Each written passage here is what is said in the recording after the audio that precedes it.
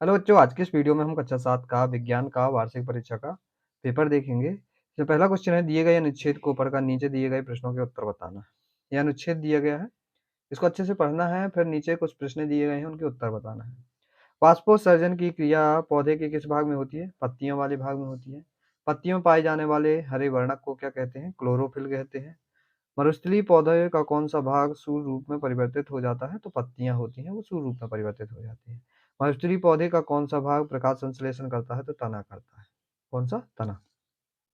अगला प्रश्न है, रिक्त स्थान भरिए। दो या दो से अधिक विद्युत सेलों के संयोजन को बैटरी कहते हैं। अमीबा अपने भोजन का पाचन में करता है, किसमें करता है? फीडिंग रिक्तिका में। किसमें? फीडिंग रिक्तिका में। अगला प्रश्न, सही जोड़ी। तो सही जोड़ी रंध्र का क्या हो जाएगा?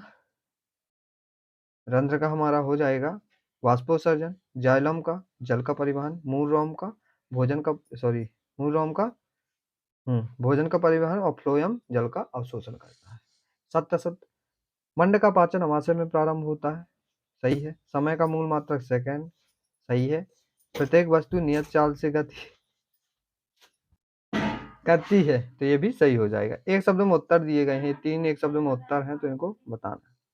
तीसरा प्रश्न, ऊष्मा चालक ऊष्मारोधी पदार्थ के दो दो उदाहरण बताना है। अम्ल और क्षार के बीच तीन अंतर बताना है। आप कैसे दिखाएंगे कि दही का जमना रासायनिक परिवर्तन है? जब हम अत्यधिक धूल भरी वायु में सांस लेते हैं तो हमें छींक क्यों आ जाती है? रक्त के घटकों के नाम लिखकर समझाइए। रक्त के घटक कौन कौन से, उनके नाम लिख के समझाना है।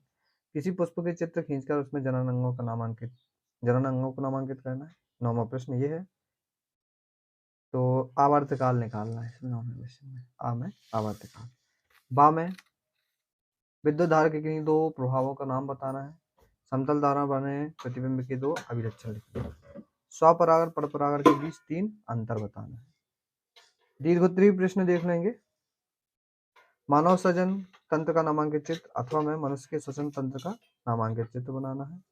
अलैंगिक जनन की विभिन्न विधियों का वर्णन करना है। अथवा में समझाइए कि वन बाढ़ को रोकथाम कैसे करते हैं। तीसरा प्रश्न, समझाइए ऐसा क्यों। ये तीन दिए गए हैं, इन्हें बताना है कि ऐसा क्यों। चौथा प्रश्न, मृदा की अनुप्रस्थ काट का चित्र बनाइए, इनकी विभिन्न परतों को नामांकित कीजिए। और अथवा में निम्नलिखित वर्ग पहेली दिए गए संकेतों की सहायता से हल करना है। तो ये तीन दिए गए हैं, यहाँ पे हमारे वर्ग पहेली दी गई है, तो देख लेंगे। ये हमारी वर्ग पहेली दी गई है।